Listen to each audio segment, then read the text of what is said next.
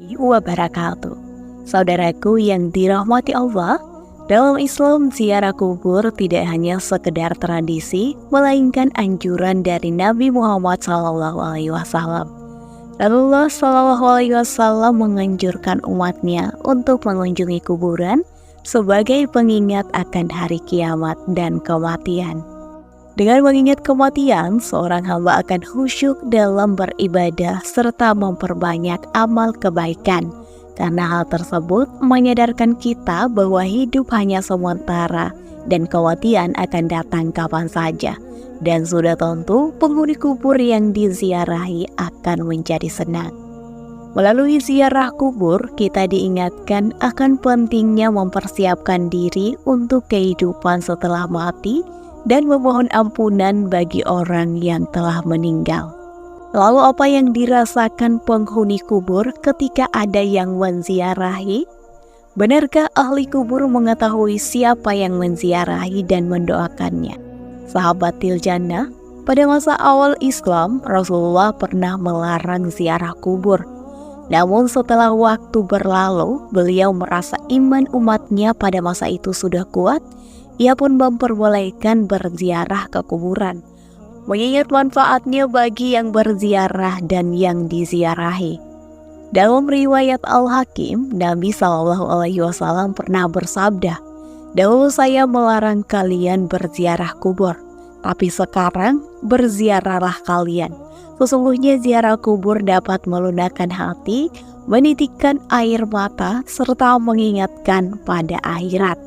Dan janganlah kalian berkata buruk pada saat berziarah." Hadis riwayat Al-Hakim. Dalam kitab Faidul Qadir, Imam Al-Munawi pernah berkata, "Tidak ada obat yang paling bermanfaat bagi hati yang kelam selain berziarah kubur. Dengan berziarah kubur lalu mengingat kematian akan menghalangi seseorang dari maksiat, meleburkan hatinya yang kelam, mengusir kesenangan terhadap dunia, membuat musibah yang kita alami terasa ringan." Ziarah kubur itu sangat dahsyat pengaruhnya untuk mencegah hitamnya hati dan mengubur sebab-sebab datangnya dosa. Tak ada amalan yang sedahsyat ini pengaruhnya. Seorang ulama salaf yang bernama Utsman bin Sawaf pernah bercerita tentang ibunya. Beliau adalah seorang wanita ahli ibadah. Saat ibunya hendak meninggal dunia, ia mengangkat pandangannya ke langit dan berkata, "Wahai tabunganku, wahai simpananku, wahai Tuhan yang selalu menjadi sandaran dalam hidupku dan setelah kematianku.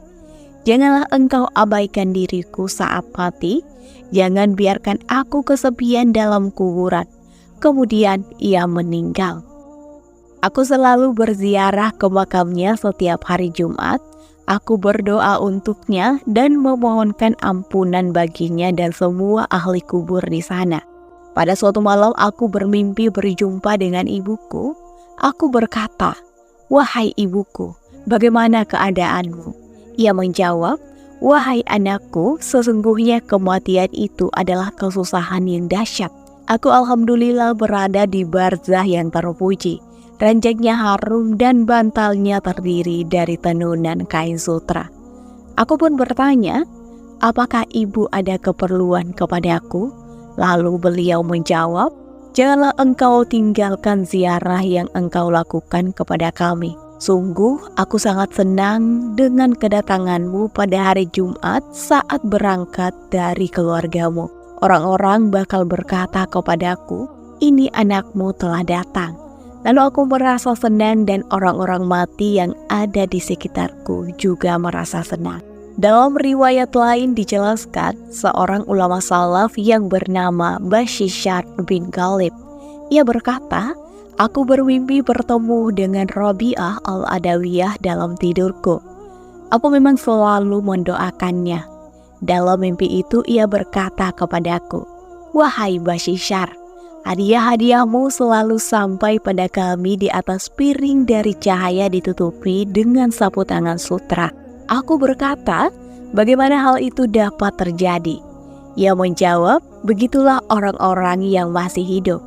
Apabila mereka mendoakan orang-orang yang sudah mati dan doa itu dikabulkan, Jadi doa itu diletakkan di atas piring dari cahaya dan ditutupi dengan sapu tangan sutra. Lalu hadiah ini diberikan kepada orang mati yang didoakan itu, lalu dikatakan kepadanya, terimalah ini hadiah dari si fulan kepadamu. Benarkah ahli kubur mengetahui siapa yang menziarahi dan mendoakannya? Jawaban dari hal ini ditegaskan dalam riwayat Al-Baihaqi dalam Kitabul Iman dari Muhammad bin Wasi. Ia menyebutkan, telah sampai kepadaku bahwa orang-orang yang telah meninggal mengetahui orang-orang yang menziarahinya pada hari Jumat, serta 1 hari sebelum dan setelahnya. Hal ini juga ditegaskan oleh As-Suyuti sebagaimana riwayat Al-Uqaili dari Abu Hurairah. Seorang sahabat bernama Abu Razin pernah bertanya kepada Rasulullah, "Wahai Rasul, jika aku berjalan melewati kuburan orang-orang yang meninggal, adakah ucapan yang dapat aku sampaikan ketika melewati mereka?" Rasul menjawab, "Ucapkanlah olehmu ucapan ini. Artinya, salam keselamatan teruntuk kalian, wahai ahli kubur dari orang-orang muslim dan mukmin. Kalian adalah pendahulu bagi kami dan kami adalah pengikut kalian. Sesungguhnya kami insya Allah akan menyusul kalian." Kemudian Abu Razin bertanya kembali, "Bagaimana mereka mendengar wahai Rasulullah?" Rasul menjawab, "Mereka mendengar namun tidak bisa menjawab." "Hai Abu Razin, tidakkah engkau ridha ucapanmu dijawab malaikat sebanyak mereka?" As-Suyuti pun menjelaskan kembali bahwa yang dimaksud dengan mereka tidak mampu menjawab adalah menjawab dengan jawaban yang terdengar oleh orang hidup. Artinya mereka tetap menjawab, hanya saja tak terdengar oleh orang yang masih hidup. Wallahu a'lam bishawab. Semoga kita selalu menjadi orang-orang yang mengingat kematian dan dilembutkan hatinya agar lebih mudah beribadah. Serta orang-orang yang kita ziarahi dan doakan, mereka selalu dilapangkan kuburnya serta diberi kenikmatan di alam kubur. Amin ya robbal alamin. Assalamualaikum warahmatullahi wabarakatuh.